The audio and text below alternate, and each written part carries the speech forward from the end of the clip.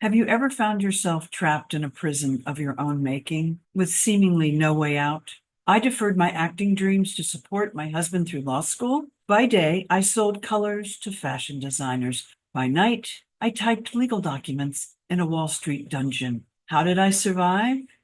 Stay tuned.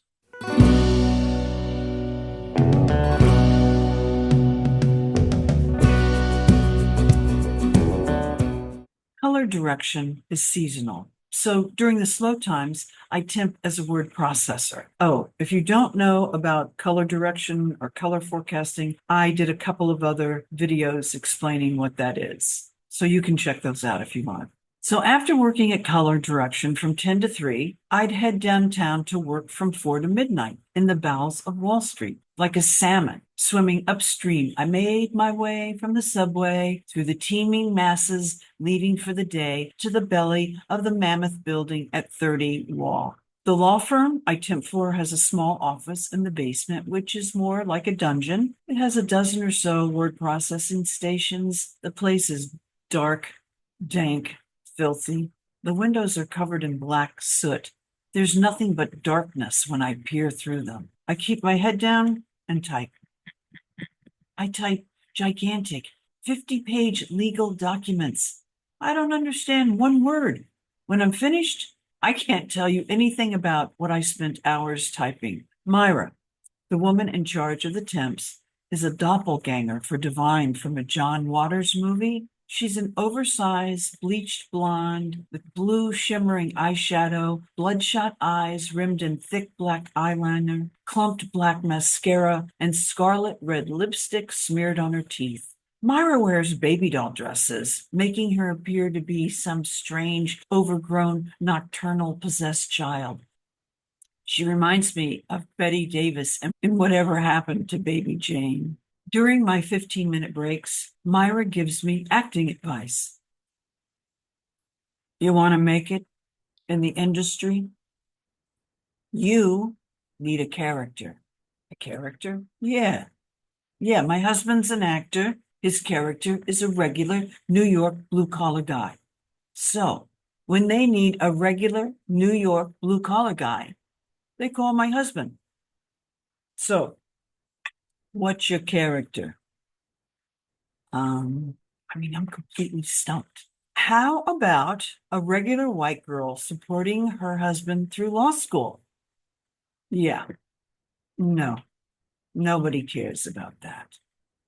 The best thing about this tedious job is a free car service that takes me home at midnight. Henry's sound asleep by the time I crawl into bed around 1 a.m., except when I can't sleep because I'm so jazzed up from working a 14-hour day. Now, on those sleepless nights, I pour myself a tall glass of red wine to unwind or sedate myself so I can pass out until 7 a.m. when I drag myself out of bed and start again with dreaded repetition. To quell my growing resentment, I sip my wine. And when I start to panic about what I'm doing and the trajectory of my life, I play the fantasy in my head. Henry, wealthy lawyer. Me, successful actress. Beautiful apartment, Central Park West, Italian villa.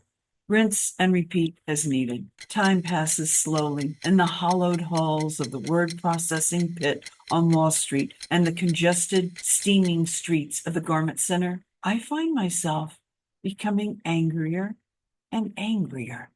Every day, I'm moving further and further away from my acting dream. I keep trying to justify my actions by reminding myself this is temporary. This is for our future. In the long run, my sacrifice and hard work will pay off. Short-term loss for long-term gain.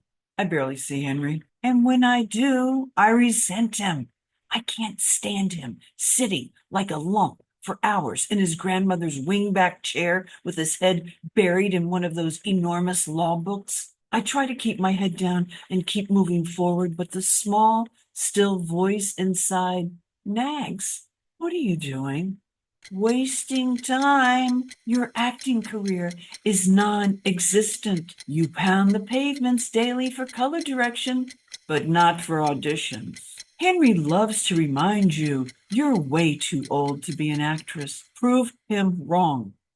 He's no spring chicken. Did you tell him he was too old to go to law school? No, you didn't. You need to do something, even if it's taking a class. Either that or go insane. I rack my brain. In the audition workshops, I recall the best actors I encountered all studied with Terry Schreiber. So, to hold on to some semblance of my dream, I audition and I'm accepted into Terry Schreiber's advanced scene study class. I can't wait to give Henry the news. Henry peers over one of his 50-pound law books and with smug disdain, "Is Meryl Streep in your class?" Why would Meryl Streep be in my class?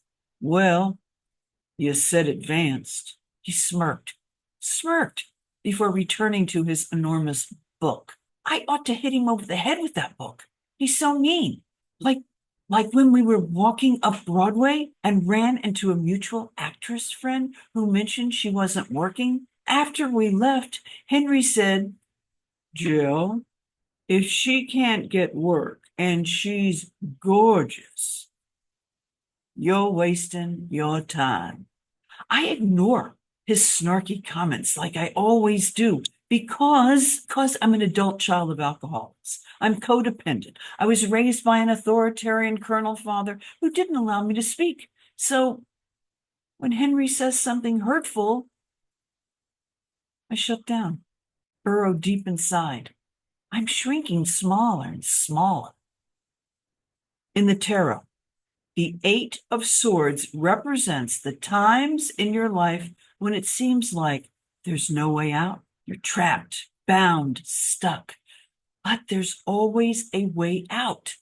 Whatever is holding you back is self-imposed. I made myself the victim of my own limited fears, assumptions, mindsets. When you look at the card, the swords are not blocking her.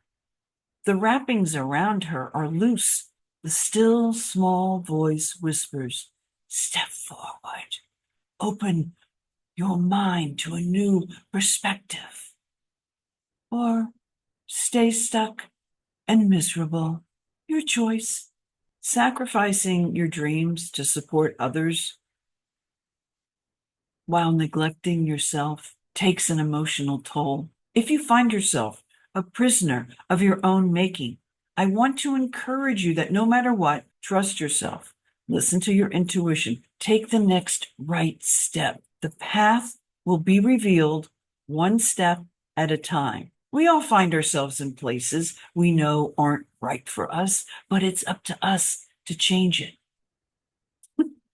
So let me know in the comments if you've ever put self-imposed restrictions on yourself and your dreams, and if so, how did you change that? Thanks for being here, you guys. I really, really appreciate your support so much. It means the world to me. And I'm so grateful for all my subscribers and all the people that bought me coffee and sent me tips. I am so, so grateful. Thank you so much. So until next time, take care, y'all.